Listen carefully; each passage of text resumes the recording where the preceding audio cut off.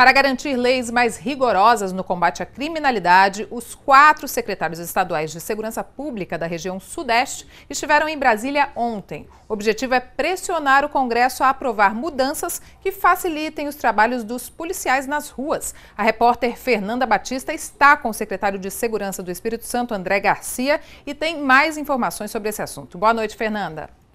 Boa noite, Mariana. Foram apresentadas cerca de 20 propostas. Uma delas aumenta de 3 para 8 anos o período de internação de menores apreendidos por atos infracionais semelhantes a crimes hediondos. Secretário, qual que é o foco dessas propostas? Bem, um trabalho voltado para atender às necessidades de quem está trabalhando na rua. Nós sentimos isso com os nossos policiais e nós, como gestores de segurança, a dificuldade que é trabalhar com a legislação que, em alguns pontos, até facilita a ação de criminosos. E dificulta o trabalho, por outro lado, dificulta o trabalho das polícias. Em função dessa frouxidão legal, é que os secretários entenderam que havia necessidade de fazer algumas propostas, de construir essas propostas e levá-las ao Congresso Nacional para discussão. Quais são os principais problemas aqui no Estado? Nós temos um programa de segurança consolidado, com redução dos homicídios, com indicadores de crimes contra o patrimônio em queda, mas que apresentam uma queda discreta. Se nós fizéssemos uma comparação com o nível de investimento que o Estado faz, com o aumento de efetivo que nós fizemos nos últimos anos e com o trabalho de gestão que é feito, há algum problema, identificado esse problema como um problema estrutural. O principal deles é, de fato, o problema relacionado à legislação, identificada, por exemplo, com o estímulo para a participação de menores, com a possibilidade, com uma penalidade muito tímida aplicada aos crimes de receptação, especialmente a receptação qualificada. A preocupação também com a proteção dos agentes da lei e com autoridades de Estado, por exemplo, juízes, promotores, policiais, que são vítimas de homicídios em função do exercício das suas atribuições. Nós também pontuamos isso. A preocupação também relacionada ao prazo de internação de menores no caso de práticas de atos infracionais correlatos ou similares a crimes hediondos, especialmente crimes violentos contra pessoas.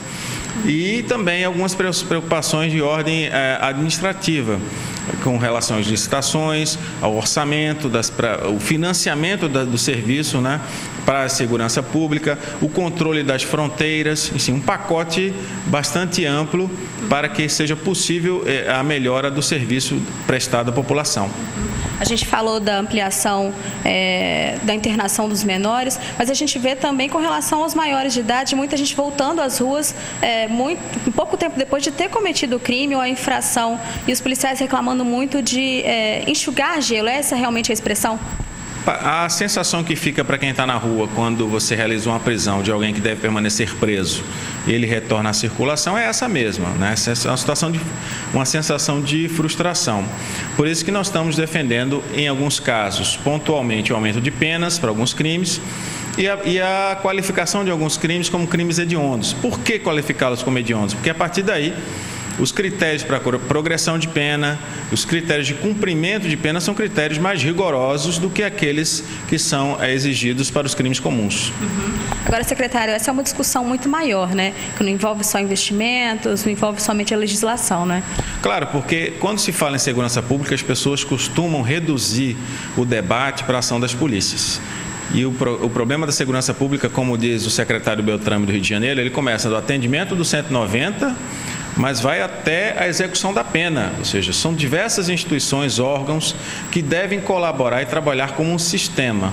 Mas, digamos, regendo esse sistema, nós temos a lei. Os juízes não soltam por vontade própria. O delegado na delegacia, no plantão, ele não solta por vontade própria, ele solta, eventualmente, o indivíduo que praticou um crime em função da previsão legal. Então, nós precisamos atingir esse problema na sua raiz. Por isso que os secretários apresentaram essas propostas para que a gente possa facilitar o trabalho dos nossos policiais nas ruas. São medidas mais rápidas, né? Podem ser tomadas? Mais rápidas e que nós entendemos que vão levar para a sociedade, pelo menos, a sensação de que a impunidade está sendo combatida. Secretário, muito obrigada.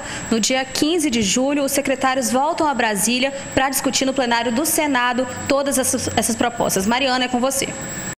Obrigada, Fernanda. Lei mais rígida contra os fumantes. Foi publicada no Diário Oficial da União a nova lei antifumo. Mesmo entrando em vigor daqui a 6 meses, a lei já provoca polêmica e divide opiniões. Isso porque a norma inclui até a proibição do fumo debaixo dos toldos de bancas de jornal e em pontos de ônibus.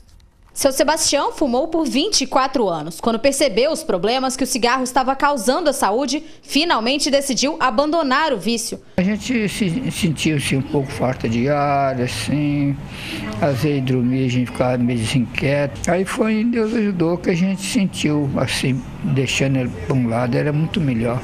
De acordo com o Ministério da Saúde, o número de fumantes vem caindo no país. Nos últimos 8 anos, foi registrada uma queda de 28%. Um dos motivos é que o fumante vem perdendo cada vez mais espaço. Está diminuindo o espaço para os fumantes. É bom para as pessoas que fumam parar de fumar.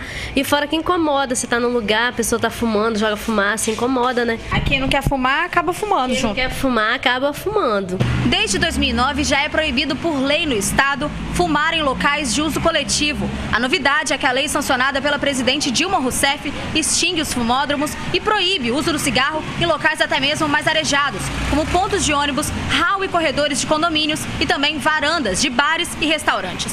O cliente aprovou a medida. É positivo porque respeita o direito do cidadão de não ter o seu espaço público invadido. Né?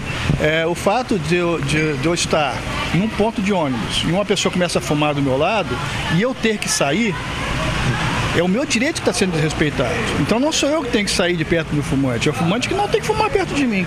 Mas os donos de bares e restaurantes pedem adaptações na norma. Todo mundo tem que se adequar às normas que vêm, porque senão você é penalizado. O problema todo esse é a multa.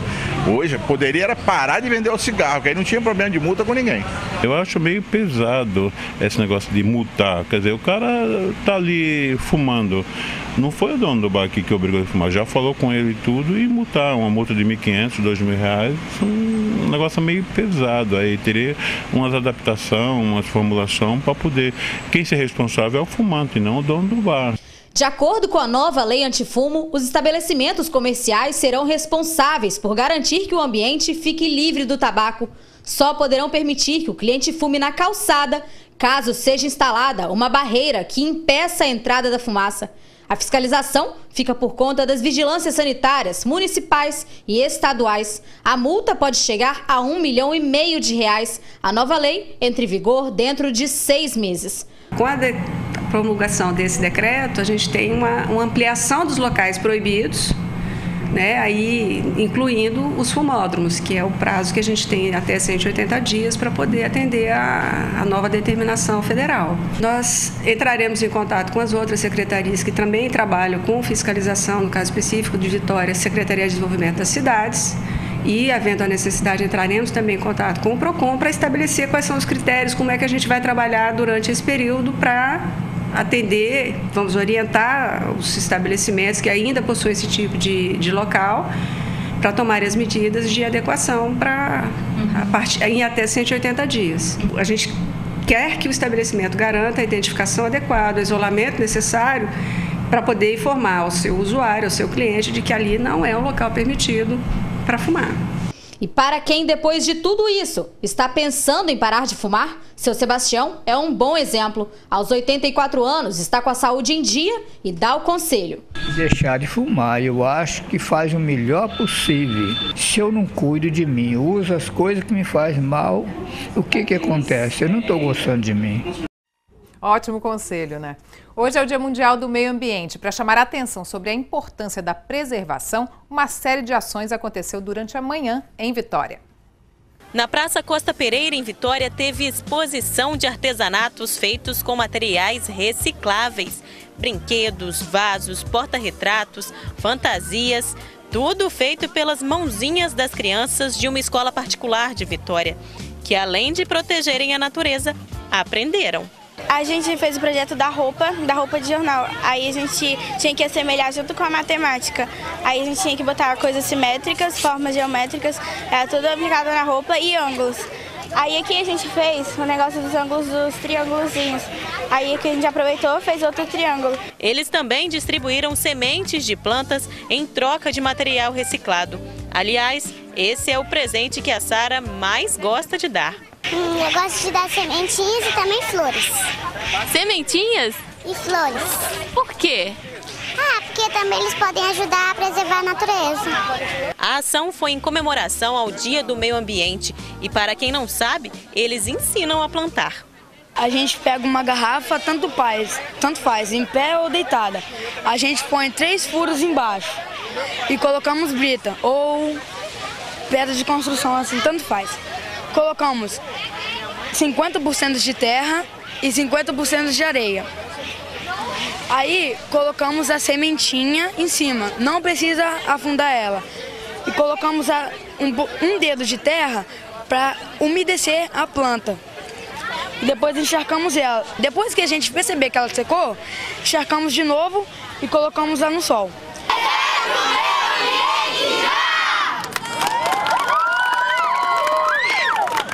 Já em Taboazeiro, a comunidade deu um abraço simbólico no parque, um cantinho que preserva a natureza, a flora e a fauna.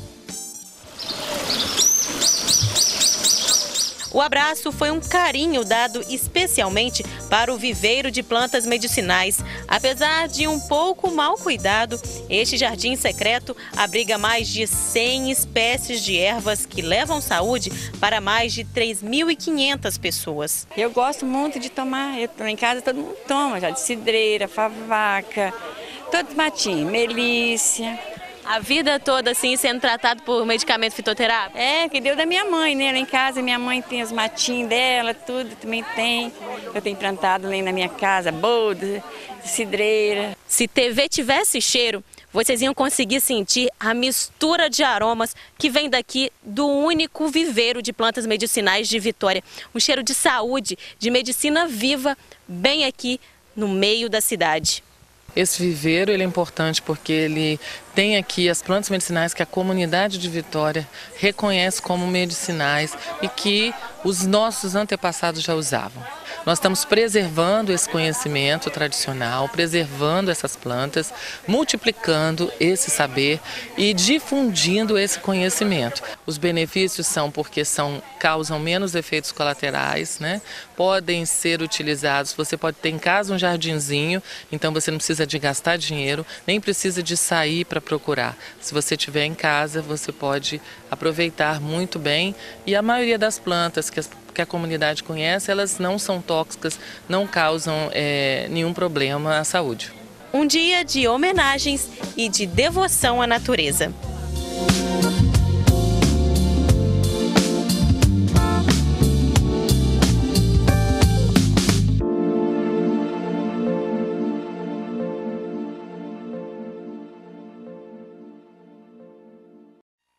A gente vai agora para um breve intervalo e no próximo bloco você confere as notícias do sul do estado. É já já.